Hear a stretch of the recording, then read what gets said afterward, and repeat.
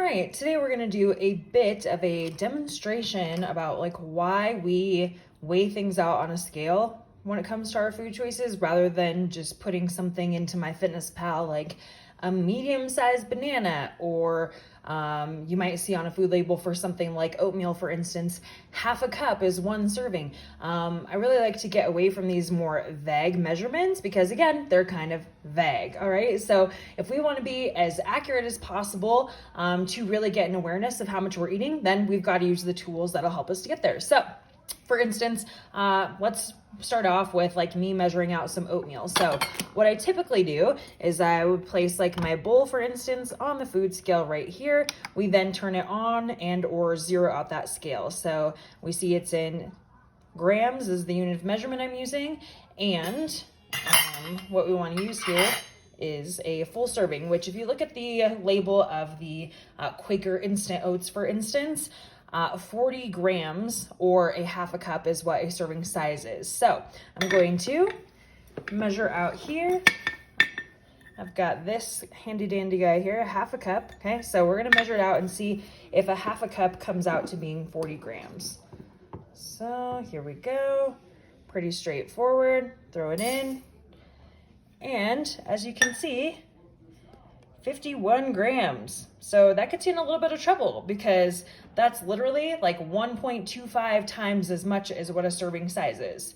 So if you were continuously doing that day over day, you would be adding in extra calories every day because you're putting in way too many oats for what an actual serving size is. So let's pour that back in.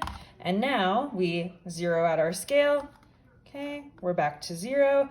Now I'm just going to use my scooper here and my oats to measure out 40 grams instead.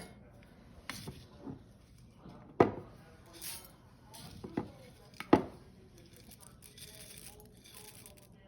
right, so that would be how I would do it. Take out a little bit there. All right, 40 grams. Not a huge difference visually, but definitely when it comes to the actual numbers, it's gonna make a difference in your overall calories. Okay, so let's try something else.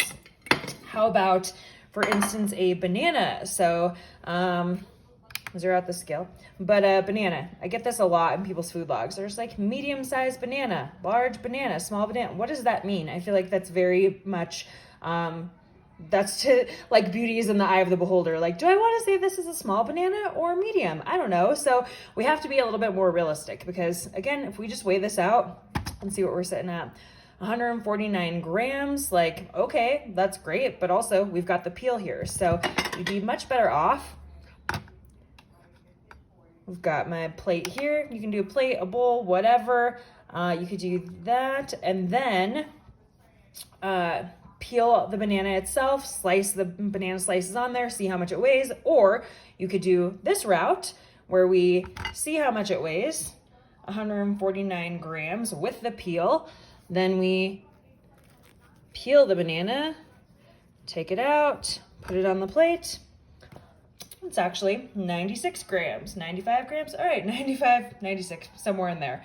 So again, if it has a peel, 149 grams, you're obviously not eating the peel. So we'll take away that extra, what is that, 53 grams. So now we can simply record this as 96 grams. And that makes a difference because, for instance, if I pull up MyFitnessPal over here, which I'm doing on my computer and you can't see, when I just put in banana medium, what comes up is something that says that medium-sized banana is 105 calories, 27 grams of fiber, 27 carbs, and 3 grams of fiber. And then if I actually put in 96 grams of a banana, that changes what the composition is. Instead, I'm now left with something that is only 85 calories, 22 carbs, and about 2 grams of fiber.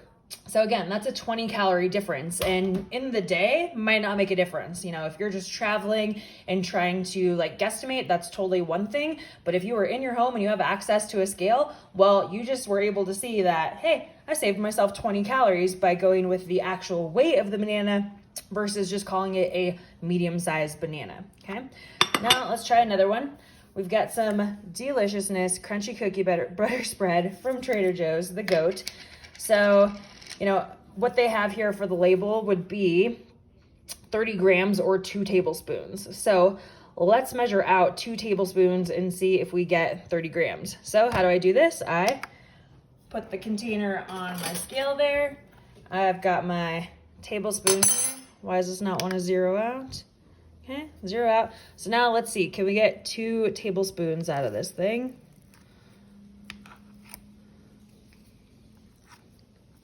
Hard to make it as accurate as possible because you know if I'm getting 2 tablespoons, I'm getting like as much as I possibly can.